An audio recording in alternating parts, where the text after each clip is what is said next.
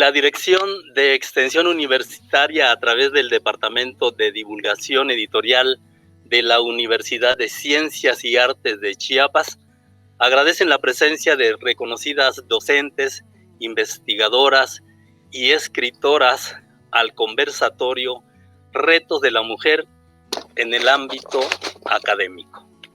Nos acompañan la doctora Elena Flores Guillén de la Facultad de Ciencias y Alimentos, la doctora Gillian Elizabeth Nowell de la Facultad de Humanidades y la doctora María Teresa Garzón Martínez del Centro de Estudios Superiores de México y Centroamérica, también conocido como CESMECA. Bienvenidas a este conversatorio. Quiero platicarles un poco la rutina, ¿verdad?, de cómo me parece recomendable que ustedes puedan intervenir en el orden de como yo las presenté, Elena Flores y luego la doctora Gillian y finalmente María Teresa. Ante cada interrogante me gustaría que fueran expresando sus opiniones. ¿Les parece si comenzamos entonces? Un primer planteamiento que yo hice, obviamente con la supervisión de el jefe inmediato, que es Noé Centeno, que siempre me anda corrigiendo las preguntas, pero en fin. Pregunto, ¿cómo influye la cultura y el contexto en la formación e inserción de la mujer en actividades académicas, investigativas, literarias o de creación artística? Nos gustaría conocer la opinión de cada una de ustedes, empezando con la doctora Elena Flores, por favor. Adelante. Muchas gracias por la invitación y es un placer compartir con las doctoras Gillian y María Teresa este momento.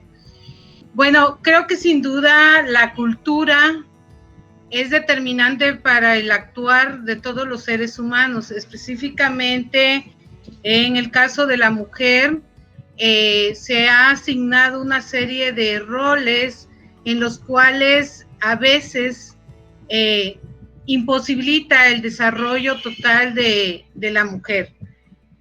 Se ha visto, se ha escrito, se ha estudiado el hecho de que tenemos limitaciones en algunos aspectos del desarrollo profesional académico debido a que desde la infancia se nos asigna ciertas actividades como mujeres. Y además de que se nos asignan estas condiciones, también tenemos que desarrollarnos en el campo profesional. Entonces, de actuar de la cultura básicamente nos va a permitir o no avanzar en la ciencia, avanzar en la profesión. A mí me llama mucho la atención diferentes lecturas que he hecho en el sentido de que las mujeres, por ejemplo, en el área que me desarrollo, que es medicina y ciencias de la salud, tienen limitaciones en su actuar debido a que tienen que hacer otras actividades más que las de escribir e investigar. Por ejemplo, tienen un rol de madres, de esposas y además de académicas investigadoras. También se sabe que en ciertos porcentajes se les limita a hacer estudios de posgrado o obtener becas debido a que no pueden abandonar tan fácilmente la familia. Entonces, es algo que viene desde casi desde el nacimiento, o sea, el actuar de las mujeres en el desarrollo académico.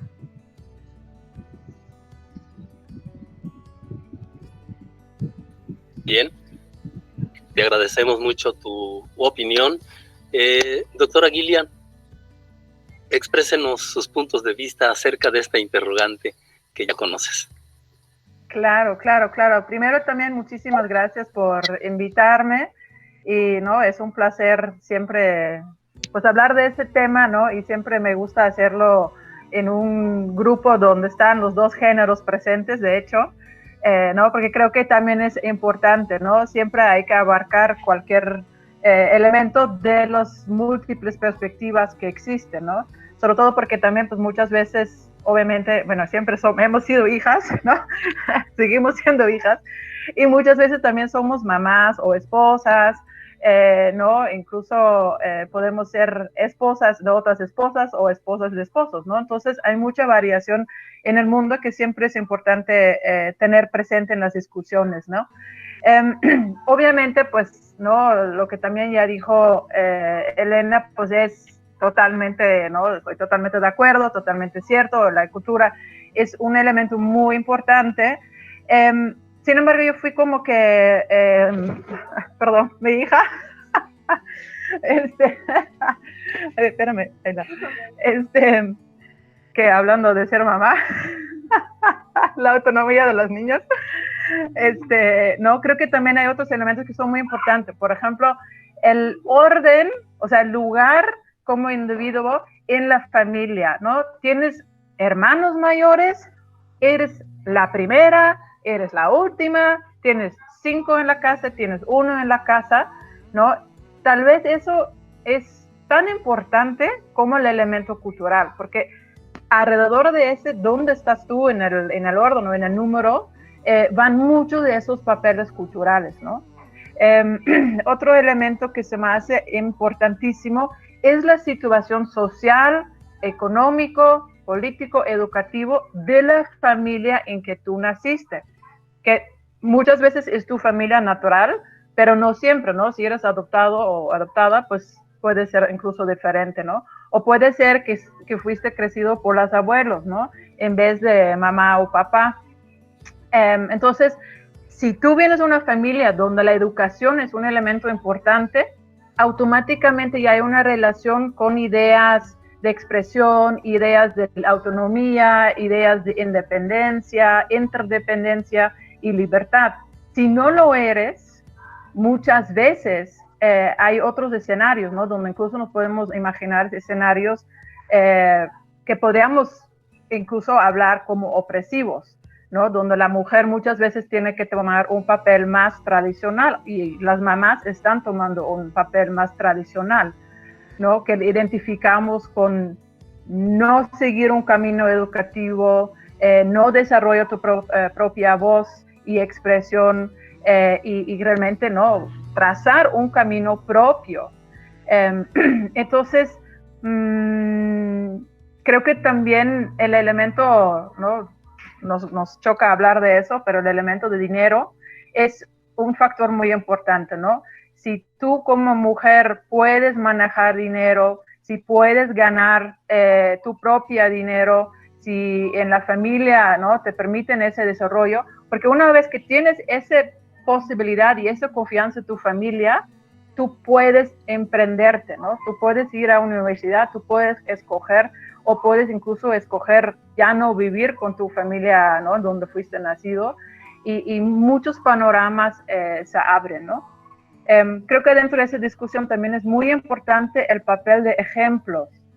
Creo que para la mujer es todavía más importante tener ejemplos, ¿no? Creo que el hombre en ese sentido es un poco más, es y ha sido, ¿no? Permitido siendo más rebelioso, entonces se puede salir de casa y a ver cómo se hace, ¿no? Y la sociedad lo permite de cierta manera. Cuando nosotros, si tenemos una mamá o si tenemos una tía o tenemos un abuelo o tenemos una abuela o tenemos una, ¿no? Incluso una figura de la cultura general, sea ¿no? cantora o sea autora, nos podemos imaginar como también una mujer con poder, ¿no? O una mujer con voz, una mujer con decisión. Y cuando no tenemos esos ejemplos, es mucho más difícil porque lamentablemente las mujeres tenemos una tendencia de mirar hacia nosotros mismos y no siendo tan, no, la culpa no es mía, la culpa es del mundo, ¿no? Entonces, si no tienes un ejemplo que te jala, es difícil sobrellevar, pues, ¿no? Lo que podemos llamar tu condición de mujer. Creo que ahí voy a cerrar para también no extenderme tanto. Gracias. Correcto. Incluso cuando tú hablas del factor dinero, que es prácticamente un elemento inhibitorio de la toma de decisiones muchas veces. Existe un libro de Virginia Woolf, que creo que se llama Un cuarto propio, que dice que ella sería inmensamente feliz si tuviera dinero y un cuarto para ella. Porque ahí es el universo, ¿verdad? En donde se toman decisiones personales en el acto de escribir primero. Y el otro, como Gillian ya lo dijo, el dinero te permite tener acceso también al mundo. Y el hecho de que tú puedas, como se dice coloquialmente, hacerte un caprichito, ¿verdad? Me gusta esto, me lo llevo. Pero eso de que, como pedir permiso, pero yo no soy el experto, ¿verdad? Las expertas son ustedes. Entonces, María Teresa, coméntanos un poco tu opinión. Hola, buenas tardes. Un saludo también a Elena, a Gillian. Y bueno, yo pensaría un poco que cultura y contexto son dos cosas diferentes, por lo menos lo son para los estudios culturales, que es el campo donde yo me desarrollo. La cultura hace referencia sobre todo a relaciones de poder que se dan en la vida cotidiana en el presente. El contexto es un poco más genealógico, nos permite pensar por qué llegamos a sentir, a ser y vivir estas vidas que tenemos, ¿no? En ese sentido, yo quisiera ampliar un poco el espectro, porque tanto la cultura como el contexto en el cual nosotras hemos nacido, nos hemos inscrito y estamos haciendo nuestras luchas, son determinados por relaciones de poder que son patriarcales, pero que también aquí en Abya Yala son coloniales, son capitalistas y por eso, digamos, salta lo del dinero, ¿no? Y están permeados fuertemente por todas estas herencias coloniales que todavía perviven en nuestros contextos y en nuestras culturas, y tiene que ver justamente cómo entonces todas estas relaciones de poder en su conjugación, que son conjugaciones complejas también, nos habilitan o no para hacer ciertas cosas, ¿no? Hemos hablado, por ejemplo, de la familia.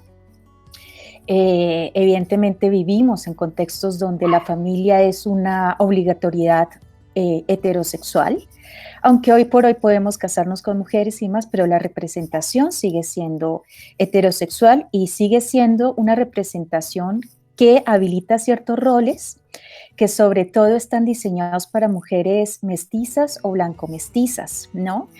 Evidentemente Virginia Woolf, que es una mujer blanca, una mujer letrada, una mujer con capitales económicos, que sí los tenía, abogaba por un cuarto propio, como una metáfora, digamos, de la necesidad que tenemos las mujeres de la autonomía. Y es un discurso y unas prácticas que en Latinoamérica hemos tenido desde hace muchísimo tiempo. Pero lo que se nos olvida un poco al hablar de Virginia Woolf y el cuarto propio es que ella tenía capitales económicos. Ella era una mujer racializada, blanca, en ese sentido tenía privilegios, por lo menos no absolutos, pero sí privilegios. Un marido que era su propio editor, que eso es una maravilla, cuando somos escritoras, porque nos sale un poquito más económica la cuestión. Es importante, si nos vamos a casar, tener un marido editor, otro panadero y otro taxista. Y otro que haga masajes. Y otro entrenador físico también. Si no, entonces creo que no vale mucho la pena juntarse con hombres para este tipo de cosas. Y Virginia Woolf también tenía servicio doméstico.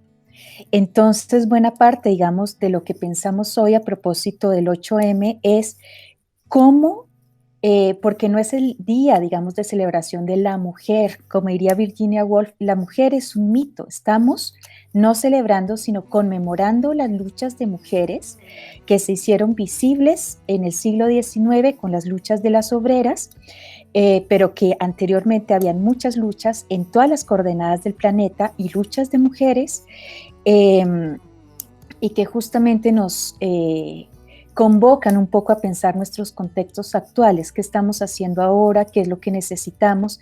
El contexto y la cultura determina completamente la vida de las personas, porque básicamente determina quién es persona, quién tiene estatus ontológico humano y quién no. Y en ese sentido, quién podría, por ejemplo, acceder a un ejercicio de la ciudadanía plena.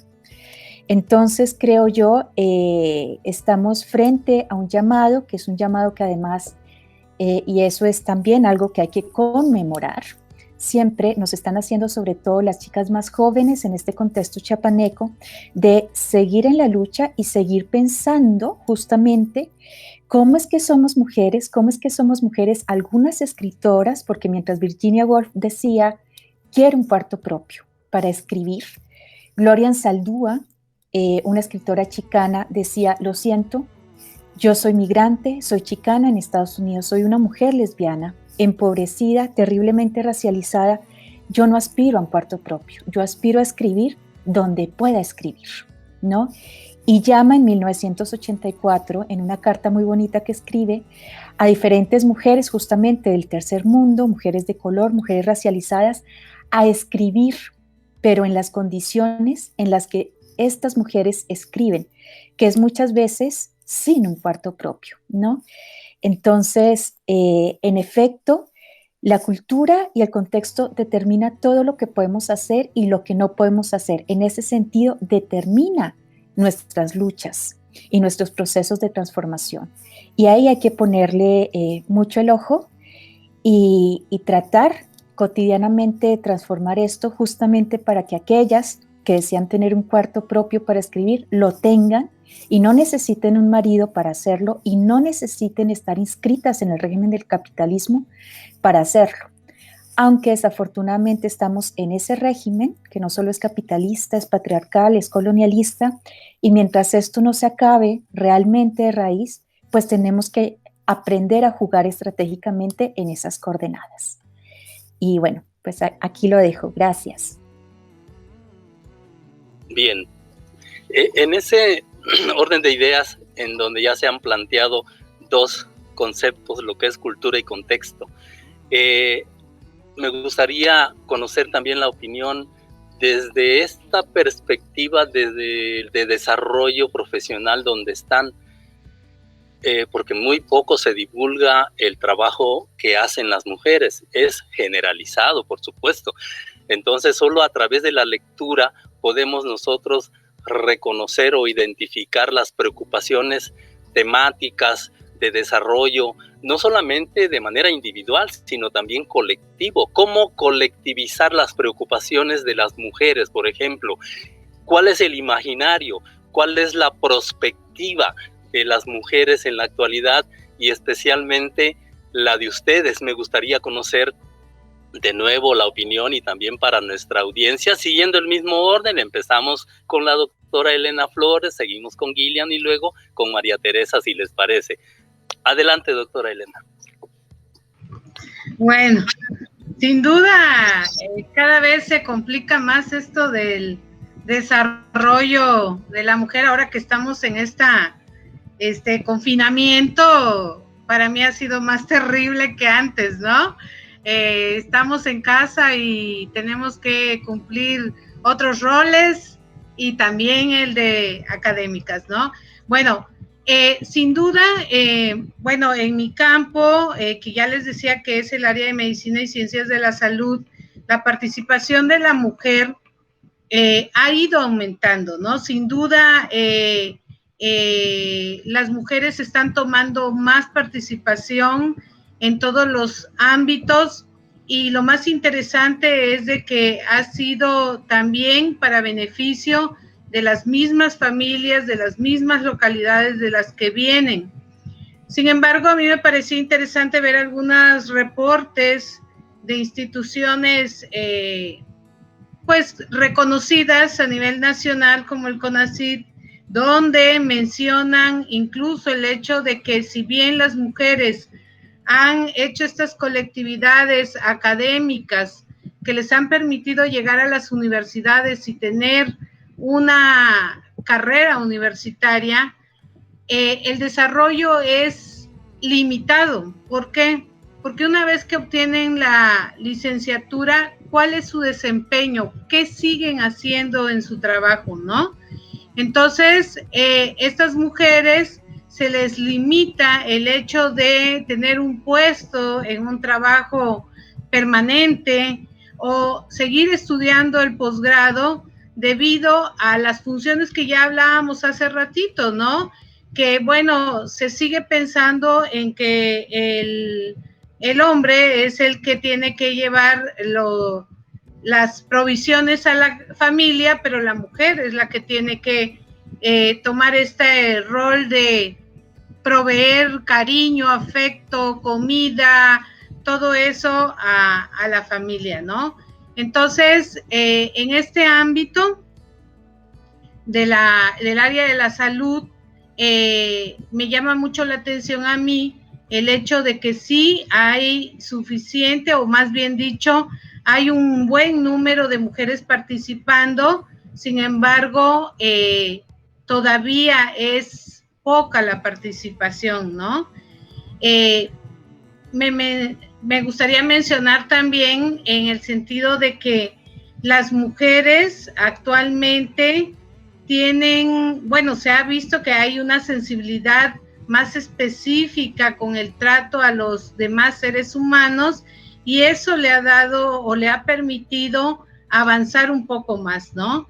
Entonces creo yo que ahora las mujeres se ayudan entre sí, permiten el avance de ellas mismas, y esto ha hecho que vayamos al concepto de la cultura, les permita tener una situación de apoyo continuo entre ellas, ¿no? Entonces creo yo que estos aspectos van a ser trascendentes, y no ver el hecho de que el hombre debe estar alejado de esta condición, sí, eso a mí me inquieta un poco. Se me hace que hombre y mujer es siempre un complemento, pero sí, por la misma historia, desde hace mucho tiempo, bueno, nos han hecho esta condición de que hombre y mujer y cada quien es diferente, pero pues realmente, desde mi perspectiva, todos somos seres humanos, ¿no?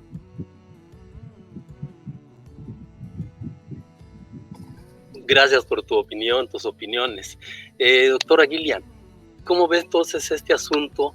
Desde ahí, algunas veces hemos platicado fuera del contexto laboral, ¿verdad? Y hemos ubicado aspectos de interés, en el caso tuyo, de investigación o preocupaciones de desarrollo, no solamente para ti, sino también social, cultural, antropológico, qué sé yo, ¿verdad? Platícanos un poco, Gillian. Perdón, disculpa, se fue el internet, entonces no perdí una parte de lo que se ha hablado, entonces espero no ser repetitiva. Y siento que estoy como en un examen express, ¿no? Porque son preguntas muy buenas, pero tienes como tiempo limitado para organizar todo en tu cabeza, ¿no? Y son preguntas profundísimos, ¿no? Donde yo creo que según la edad en que tenemos, que no es lo mismo, ¿no? La que está la que tenemos y la que aquí operamos, etcétera. Siempre revisamos esas preguntas, ¿no? Y como yo, ¿no? Cuando primero me invitaron, ¿no? Yo dije un poco eso de que, siempre me espanto cuando me preguntan de hablar de la mujer, porque como no es un tema que yo activamente he investigado, suena raro, pero a veces se me olvida que soy mujer. Entonces se me olvida que tengo, ¿no? 45 años de experiencia de ser mujer.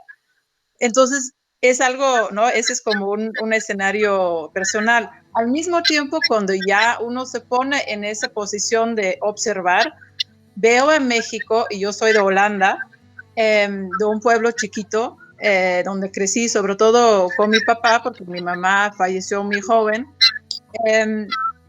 Entonces veo en México y casi se explota la cabeza, porque la diversidad y la complejidad es tan presente aquí, en todo lo que hacemos, en todo lo que hablamos, hasta en nuestras miradas y hasta a quién miramos, a quién no miramos, ¿no? Etcétera, etcétera. Entonces, para una niña de pueblo chico, de repente es un poco abrumador, ¿no? Incluso hasta todos los comentarios que recibes en la calle, etcétera, ¿no?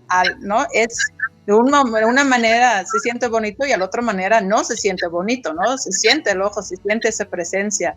Entonces van, ¿no?, muchos elementos. Ahora que tengo una hija que tiene 9 años, pues viene otra capa, ¿no? Todavía.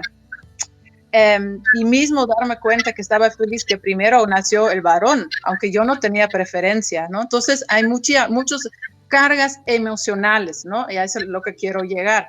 Tenemos siempre esa reacción emocional.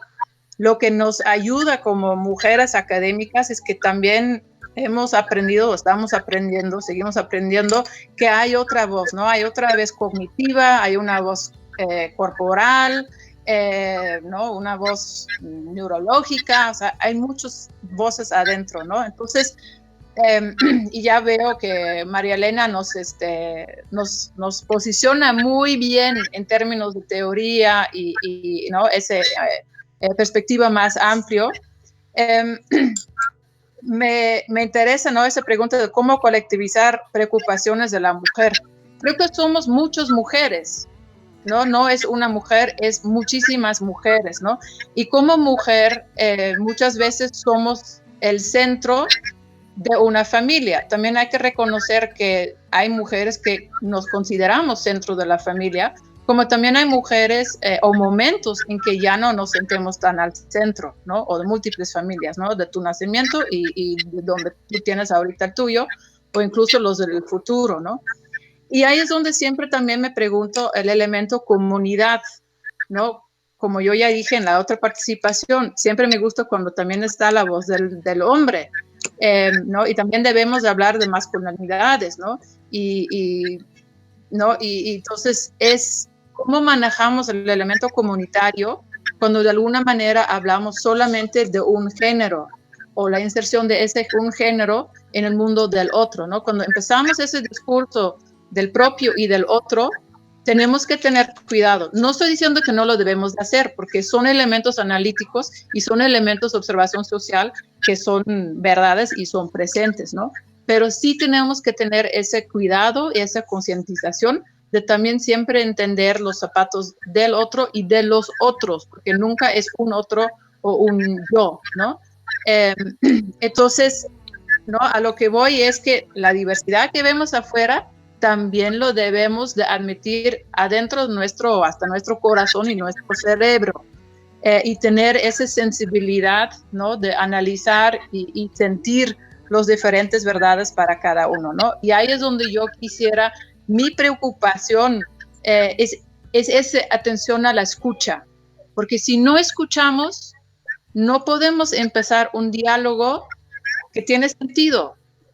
Y un diálogo no tiene que tener un fin feliz como un cuento de hada, pero tiene que tener un sentido o tiene que tener varios sentidos, ¿no?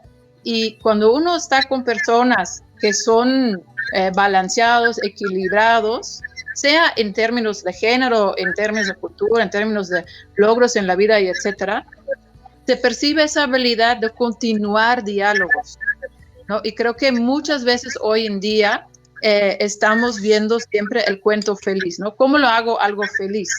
¿Cómo lo termino? Pero no nos preocupamos por comunidad, no nos preocupamos por continuidad y continuidad de manera equilibrada, ¿no? Donde todos ganamos algo. Y ese es el arte verdadero de la vida, ¿no? Donde mejoramos todos quienes están alrededor de nosotros y quienes, ¿no?, y quienes somos nosotros. Entonces yo quisiera, en términos de cómo colectivizar preocupaciones de la mujer, creo que es esencial que se tienen esos tipos de discusiones y creo que es esencial que también debería de haber un día del hombre, ¿no? Y donde se tiene justamente también la discusión de las masculinidades, porque sin esa discusión no podemos hablar de la mujer, no podemos hablar de colectivizar ninguna preocupación del hombre, porque no somos dos, ¿no?, dos figuras fenotípicamente, ¿no?, diferentes en el mundo, ¿no? Y no hablamos todavía de todas las cargas sociales y la diversidad, ¿no? También quisiera yo comentar brevemente sobre esa idea del cuarto propio, ¿no? Ese también es como una imagen muy, muy, muy interesante y me da mucho gusto que María Elena habló de Gloria Anzaldúa porque sí es otra mirada, ¿no? Y creo que también el cuarto propio es agradable, pero también se aparte de la sociedad. Yo lo visualizo como un cuarto cerrado.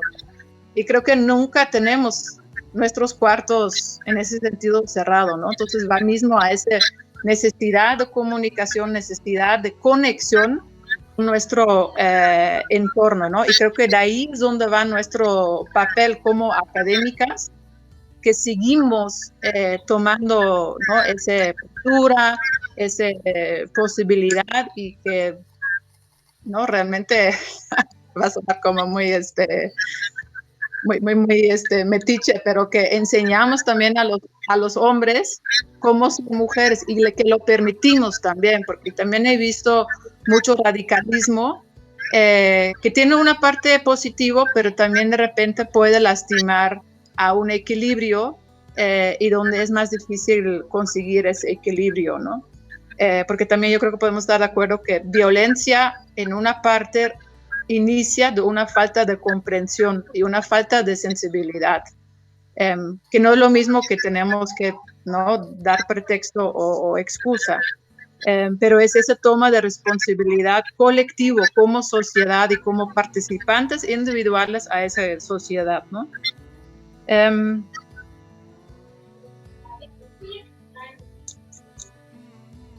Sí, no, y eso también es una percepción que se tiene que tener en términos globales, ¿no? Como por razones históricas, por razones de colonialismo, hay diferencias en relaciones de género, ¿no? La manera que yo aquí he encontrado a México ha sido muy diferente a cómo estoy en mi país, y ahorita que estoy educando a mis hijos es también interesante, ¿no? Entonces, mi hija de repente es muy asertivo al hermano, y el hermano de repente no sabe si debe ser el hombre mexicano o si debe de dejarla o cómo actuar, ¿no? Y creo que ese matiz de colonialismo es importantísimo de examinar, pero también ahí yo diría, al fin de cuentas, todos somos una humanidad. Tenemos que también contextualizar todas esas luchas en una preocupación que para mí es todavía mayor, ¿no? El destino de nuestro planeta, ¿no? ¿Cómo vamos a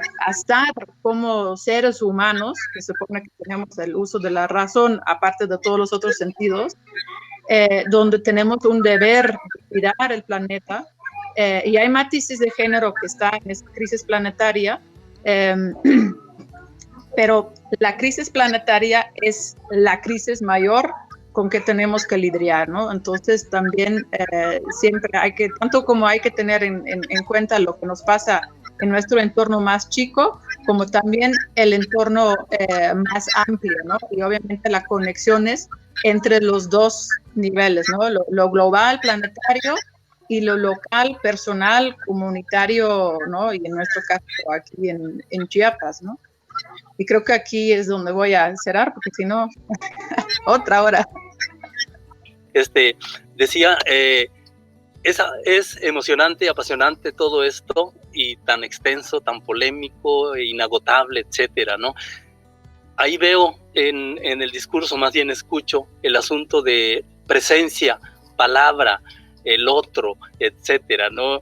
Yo por ahí leí un ensayo de Adorno que hablaba de la mirada del otro, y de un tal Landowski que hablaba de el sabor del otro. Me refiero al contexto de la ficción, de la literatura, cuando se desdobla el yo a través de un narrador y de los personajes, buscando un ideal, una utopía, porque la literatura es eso, ¿verdad? Búsqueda, deseo, como el encuentro con aquello que no tenemos, con lo posible, y también hasta lo imposible es posible en la literatura, ¿no? Entonces, en el caso de María Teresa, me gustaría desde ese ángulo, porque todos los datos que tú comentaste de Woolf me parecieron también excitantes, y no me hablen de esa idea temática, porque entonces le robo la palabra a Gillian, ¿verdad? Entonces, María Teresa, platícanos un poco tus opiniones.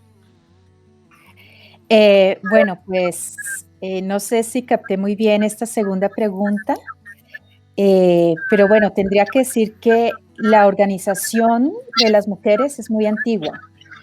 como muy antiguo también es la producción de conocimiento que hemos hecho y la forma como lo hemos venido sistematizando, no necesariamente a través del formato letrado. En ese sentido, yo pensaría que la colectivización de la organización y de lo que sustenta esa organización, que son las prácticas de producción de conocimiento que son útiles para nuestras luchas, se sigue viendo desde una mirada muy masculina, que es una mirada con la que de todas formas seguimos viendo mucho el mundo, y no solo es una mirada, sino también pensaba un poco con Gillian, bueno, ¿quién escucha a quién? ¿No? ¿Quién investiga a quién? ¿Cuántos de nuestros colegas, nosotras, que digamos tenemos un pie en el trabajo académico, cuántos de nuestros colegas nos leen? ¿No? Yo en particular estoy involucrada por compromiso político en un posgrado de estudios feministas, que es el primer posgrado, el primer doctorado en México y el tercero en Latinoamérica. Y esto ha sido muy importante porque creo yo que las mujeres debemos formarnos política, histórica, teórica y metodológicamente en nuestros propios conocimientos, lo que nosotras hemos producido, ¿no? Porque de otra manera entramos en diálogo desde los zapatos del régimen patriarcal. Y creo yo que esta es una muy buena forma justamente de colectivizar lo que estamos haciendo. Y yo sí me preguntaría un poco, bueno, ¿cuál es la prioridad y cómo lo estamos haciendo y qué podemos aprender un poco de nuestras historias y genealogías de lucha, ¿no?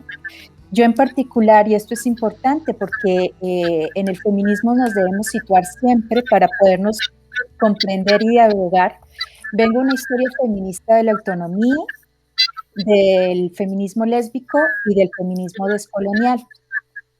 Entonces, para mí ha sido muy importante, digamos, y para las corrientes en las cuales he militado, primero, pensarnos nosotras, hablarnos nosotras, dialogar nosotras, aunque siempre con la atención de que las mujeres no somos una realidad anatómica, sino que somos construcciones también de poder, ¿no? A propósito de eso, hay un libro muy bonito hablando de letras, justamente, de una autora nigeriana que vive en Estados Unidos, Oyerunki Oyegumi, que se titula La invención de las mujeres. Ese libro está circulando PDF, la traducción, en la que yo participé como editora, afortunadamente, porque fue un muy buen aprendizaje, ¿no? Y lo que dice Oyerunki un poco es que seguimos pensando con una biológica en la cual pareciera que somos realidades anatómicas, aunque digamos que seamos construcciones sociales, construcciones culturales, y eso nos sigue metiendo en un régimen de género, que es importante seguir tensionando y deconstruir, porque no solo somos mujeres, ¿no? Aquí en estos territorios hay que pensar muchísimo en términos de raza, en términos de juventud, lo que algunas personas han denominado interseccionalidad. Y bueno, yo creo que dentro de esta formación que debemos tener las mujeres, aprovechando, digamos, que estamos accediendo regularmente, tal vez no masivamente, a este lugar que ha sido completamente patriarcal y colonial como la educación universitaria, la educación académica, pues aprovechar y formarnos, leernos, compartir nuestras letras, compartir nuestras experiencias, primero entre nosotras, porque chequen un poco el detalle. Hablamos de diversidad y enunciamos lo otro en masculino. Y resulta que las mujeres también somos las otras de las otras, ¿no?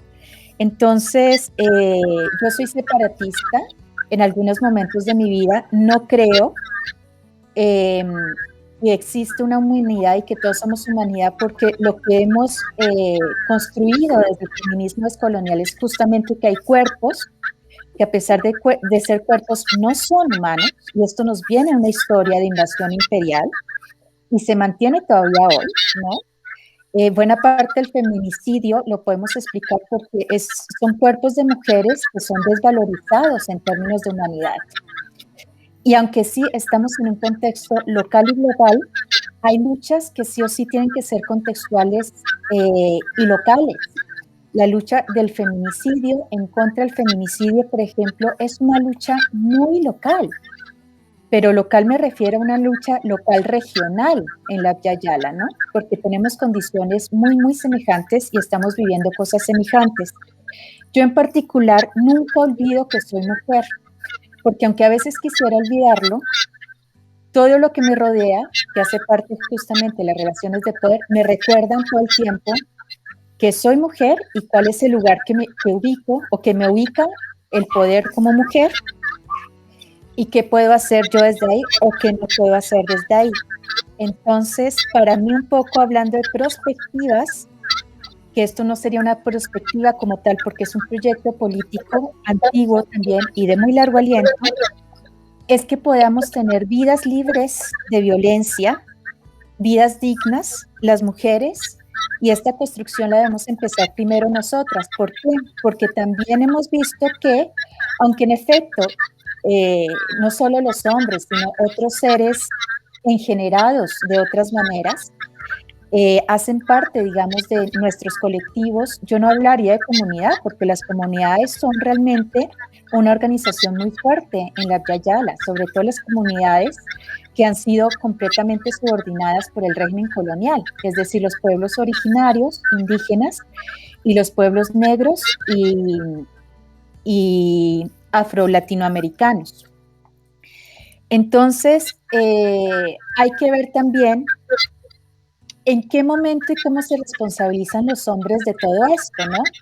Yo no estoy nunca en la tónica de enseñarle nada a un hombre y mucho menos en la academia, porque tenemos las destrezas para aprender e investigar. ¿Por qué los hombres no lo están haciendo o lo hacen muy poco? ¿No? Al igual que las discusiones de masculinidad, les corresponde a ellos hacerlo, pero primero asumir responsabilidad. Porque podemos hablar mucho de masculinidades, podemos hablar de que el hombre es el complemento de una mujer, cosa que tampoco comparto. Yo creo que las mujeres existimos y no necesitamos complementos, somos universos completos. ¿Cuál es la responsabilidad entonces de los hombres que están haciendo? Pero en términos de lo práctico, ¿no? Porque muchos están diciendo ahí cositas, ay, no, sí, como el meme un poco, ¿no? Que el loro aprende a decir feminismo y se vuelve profesor de estudios feministas. No.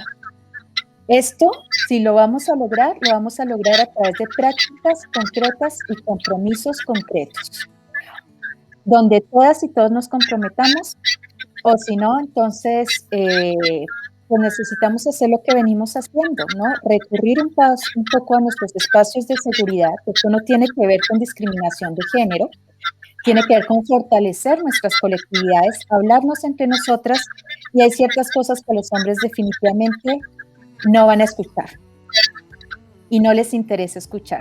Para la muestra, un botón. Todavía tenemos un candidato a una gobernación con acusaciones formales de acoso sexual. ¿Qué ha pasado con eso? Absolutamente nada. Nada. Y seguimos en la lucha. Entonces, bueno, creo yo que construimos colectividades de hace mucho tiempo y que tal vez estas colectividades no son muy visibles para los ojos no de los hombres, los ojos del patriarcado, porque esos ojos son ojos miopes y no les interesa ver absolutamente nada más que no sea su propio ombligo. Gracias.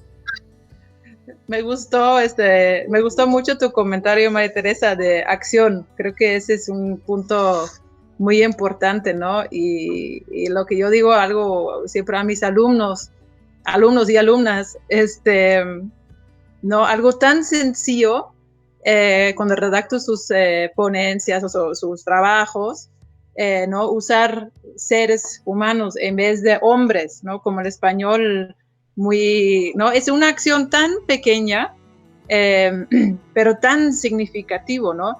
Y también aparentemente muy difícil, ¿no? De romper ese hábito, ¿no? Entonces, es algo sin, ¿no? Porque por las materias, pues no me toca hablar tan centralmente de género, pero esa es como la pequeña acción que yo siempre hago, ¿no? Y justamente porque es tan pequeño, ¿no? Incluso, ¿no? Cuando fue el año pasado que hubo muchos de esos tenderos, quienes estaban más radicales, pues eran los que más usaban hombres cuando estaban hablando de seres humanos, ¿no? O personas. Entonces, no más, ¿no? Esa pequeña señalización ya hizo como el impacto grande, ¿no? Que uno espera que lo llevan, ¿no? Realmente a todo corazón, ¿no? Y creo que ese también es un elemento muy importante, ¿no? Que yo estaba apuntando, pues ese elemento contra lo cual todos estamos luchando ahorita, ¿no? La banalización de muchos elementos, ¿no? Y como el Internet ha generado un mundo de diálogo, un mundo como antes eran los mundos intelectuales, pues el Internet es un poder que yo creo que nadie realmente lo ha estado captando a todo su impacto, ¿no?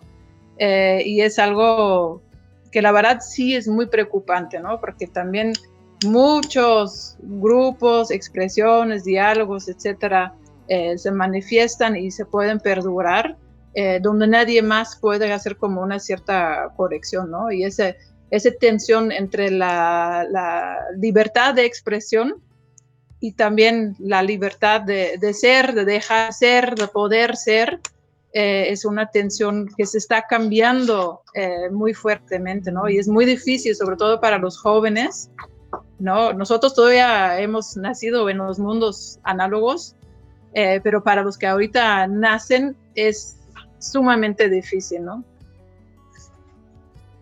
Sí, justo, Gillian, lo que estamos viendo un poco es, por ejemplo, cómo con las redes sociales realmente pareciera que se democratiza un poco la discusión, o pues digamos, tú en tu red social podrías decir y participar, pero con esto de los, ¿cómo se llama ahora? Esas cosas que,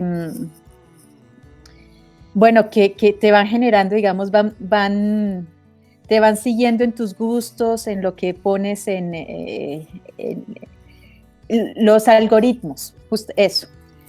Los algoritmos lo que están haciendo es cerrar al final de cuentas las discusiones, ¿no? Y mantenernos como en un universo, ahí sí, es cierto, el sí mismo, porque te van, por ejemplo, bueno, lo que es Facebook, que es lo que pues yo manejo, y un poco Netflix, justamente te van mostrando supuestamente lo que a ti te gusta. Entonces, cada vez se limita, pero la sensación es que se abriera, ¿no? O sea, a mí el Facebook ahora me parece una cosa completamente monstruosa porque ya no lo sé manejar de tanta cosa que tiene, ¿no? Y yo pues nací también en una generación análoga, pero sí me preocupa mucho eso, me está preocupando mucho que las jóvenes están sacando su información estratégica del Facebook, ¿no? Entonces, yo estoy en colectivas de jóvenes feministas y se forman así dramas terribles, ¿no? Porque es que en Facebook salió que llegaron los extraterrestres machistas a Chiapas y nos van a llevar a todas. Como esperen, a ver, ¿dónde salió eso? ¿En qué noticia? No, en el Face. No, señoritas, ustedes están en una experiencia escolarizada académica, tienen que investigar. Pero es ahora pues las condiciones contemporáneas, ¿no? Ahora, en la transición de siglos, del 20 al 21, ¿qué ha sido lo más relevante desde el punto de vista de ustedes con relación a este asunto que ustedes están comentando? Ahora sí, libremente, ya en desorden.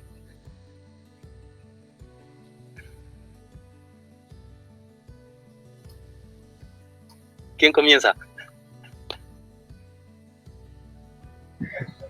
Yo creo que justo lo que estábamos comentando ahorita, creo que ese es el reto, es un facilitador, pero también un confusor en el desarrollo de la escritura, de la ciencia, del análisis.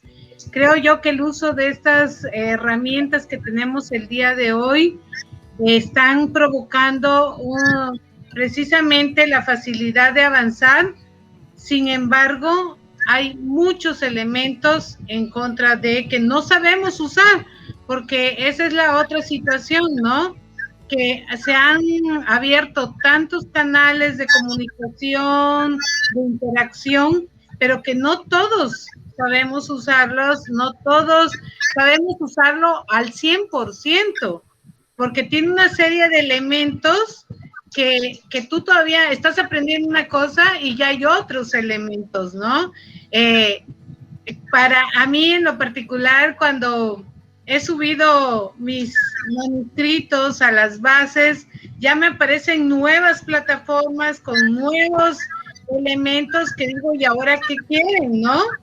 Entonces, porque parece que te están poniendo estas evaluaciones constantes, ¿no? Entonces, yo creo que en esta transición es uno de los retos más importantes que tenemos y que tenemos en general, ¿no? Es decir, en todas las áreas del conocimiento, y que a la vez como maestras, como docentes de las chicas, que ya a veces ellas te enseñan a ti a usar, yo nunca esto de, maestra, me etiqueta, ¿no? Ay, me etiqueta. Y yo no entendía esto de me etiqueta y qué será, ¿no? Pues fui con mis sobrinas a que me explicaran qué es esto de etiquetar a alguien, ¿no? Pero para mi vocabulario, pues etiquetar incluso hasta podría ser algo violento, ¿no? Entonces, creo que esos son de los retos más importantes que tenemos que ir venciendo para el desempeño en nuestros ámbitos, ¿no? Proseguimos, ya sea Gillian o María Teresa, quien guste.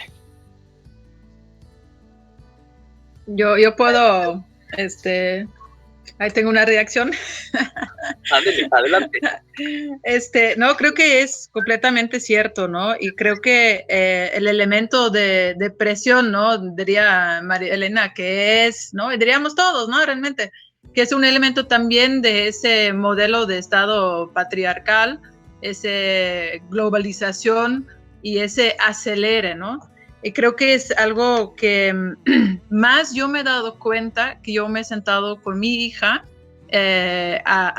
¿no? a tener estrategias, enseñarla estrategias, porque creo que esa es justamente también esa presión a lo que estábamos hablando al inicio, ¿no? De la presión de tener hijos, de la presión de casar, ¿no? Ahora tenemos, ¿no? La presión de tener 50,000 likes, ¿no? Y aparte, para mí es una contraparte a lo que mencionábamos de los feminicidios, es también el Internet y su papel en eso, ¿no? Que todavía, pues uno nunca puede decir más o mejor, ¿no? Pero es igual de nefasto, ¿no? Suicidios que se escucha por la presión social generada por el Internet, ¿no? Y el cyberbullying y todos esos elementos. Entonces yo creo que también es muy, muy, muy importante, ¿no? Lo que estábamos hablando, como formar pues, ciertas estrategias, ciertas acciones, es ese, ¿no? Diálogo intergeneracional y literalmente sentarte al lado de tu hijo, al lado de tu hija, tu primo, ¿no? Todos, y enseñar cómo no sentir esa presión y qué hacer antes esos tipos de presiones, ¿no? O cualquier presión, ¿no? Y que potenciar, ¿no? El individuo y potenciar al individuo a tomar prioridades y vivir acorde en esas prioridades, ¿no? Y enseñar a estar presente con quien estés o con qué estés o cuáles son tus anhelos o tus mismas inseguridades, ¿no? Pero saber que realmente tú mismo te puedes potenciar para lo que tú quieres, ¿no? Sea tal vez, ¿no? Pasos chiquitos, pero uno nunca está solo o sola, ¿no? Entonces creo que eso es lo más importante, lo que yo veo el hoy en día, ¿no? Y es lo que yo quisiera incluir como comentario en esa cápsula, que bien hablamos de las mujeres en la academia, pero creo que también nos debemos, ¿no?, enfocar a dejar pistas reales para quien no vea esa cápsula. Correcto, María Teresa, por favor. Bueno, pues yo pensaría un poco que el cambio del siglo XX al XXI tal vez es uno de los cambios más radicales que ha sufrido la humanidad a propósito del desarrollo tecnológico, sobre todo de la cibernética, ¿no? Yo lo que veo es que esto ha ayudado a que las luchas feministas se reconozcan a sí mismas como luchas planetarias, porque hoy sabemos, por ejemplo, cosas que hace 20 años no sabíamos, en términos de que en Asia, en África, en muchos lugares del planeta hay luchas de mujeres que no necesariamente se denominan feministas, pero que son luchas de mujeres. Y estas luchas usualmente están hermanadas por la apuesta por la vida, ¿no? Y por transformar nuestras condiciones de existencia, apostando siempre por la vida. Entonces yo lo que veo también es que las jóvenes, y esto creo que es una gran semilla, no semilla, un árbol ya de esperanza, las jóvenes han tenido, las niñas hoy y las jóvenes hoy, digamos, han tenido una formación crítica feminista que las de la vieja guardia no hemos tenido, ¿no? Entonces, por ejemplo, Gillian siempre nos está diciendo, bueno, yo con mi niña, yo a mi niña, y bueno, pues es que esa niña tiene una madre, ¿no? Con conciencia de mujer, feminista, etcétera, etcétera. Y eso es muy bueno, porque siento yo que las niñas y las jóvenes están creciendo con ciertas claridades y con ciertas herramientas que pues las de la vieja guardia no teníamos, ¿no? A mí me llama muchísimo la atención, por ejemplo, dos cosas en particular, que hoy hablamos mucho públicamente, abiertamente, y las más pequeñitas tienen acceso a este tipo de formación, por ejemplo, de la menstruación consciente, ¿no? Y cómo eso determina, digamos, las existencias de algunas mujeres, ¿no? Y cómo vivir eso no desde el tabú, desde el silencio, sino desde otros tipos de vivencias que son más gozosas, más alegres, que no implican vergüenza. Eso a mí me parece fundamental. Estamos escribiendo sobre eso también, estamos produciendo arte sobre eso, y creo que es por nombrar como este ejemplo. Y otro ejemplo también, yo soy, no solo soy escritora y académica, militante, sino instructora de defensa personal. Y yo veo que nuestros procesos de defensa personal cada vez más involucran niñas, y son niñas muy pequeñas, de 4 años en adelante. Y esto me alegra mucho porque estos procesos son procesos, digamos, completos. No solo trabajan el cuerpo o la cuerpa mejor, sino trabajan también el músculo, el corazón, el cerebro, evidentemente desde perspectivas feministas. Entonces yo veo que sí hay un cambio en términos generacionales muy importante, que es un cambio que necesitábamos justamente para darle continuidad a las colectividades y a las luchas, y que el reto entonces aquí, retomando un poco lo que hablábamos con Gillian y con Elena, es cómo nosotras nos podemos articular y podemos solo guiar a las más jóvenes de una manera horizontal, crítica, sin adultocentrismo, asumiendo además lo que el mundo contemporáneo nos ha puesto en las manos, que diríamos es esta brecha digital, porque como dice Elena, mientras una aprende qué es eso de etiquetar, las otras ya se inventaron otro Facebook, así como, bueno, ¿qué hacemos ahí, no? Para mí ese es un reto muy interesante que implica mucha energía, porque nos toca aprender un chingo de cosas, o digamos ser guiadas en estos sentidos por las más jóvenes, ¿no? Y creo que ahí también hemos construido otra conciencia muy importante, y es que justamente los movimientos sociales, por lo menos los movimientos sociales de mujeres, realmente son intergeneracionales, y hoy por hoy lo podemos ver, ¿no? O sea, las más chiquiticas están saliendo a las marchas, las más chiquiticas están teniendo cierta conciencia con respecto a la autonomía de su cuerpo, etcétera, etcétera, y creo que eso es un árbol de rebeldía y de esperanza en medio de un desierto de mucha incertidumbre y mucha desesperanza. Lo único para mí es que justamente, digamos, en este contexto específico de pandemia, donde estamos sí o sí rodeadas de tanta virtualidad, esa virtualidad justamente no se transforme en un cuarto propio, ¿no? Con la, digamos, con la apariencia de un cuarto propio, pero regido por logaritmos que son patriarcales. Entonces creo que ahí hay cosas que hay que seguir pensando y que bueno, digamos que la transformación está para mí importante ahí, las jóvenes como sujetas políticas del feminismo. Bien, pues nuestro agradecimiento a Gillian, a Elena, a María Teresa por su participación.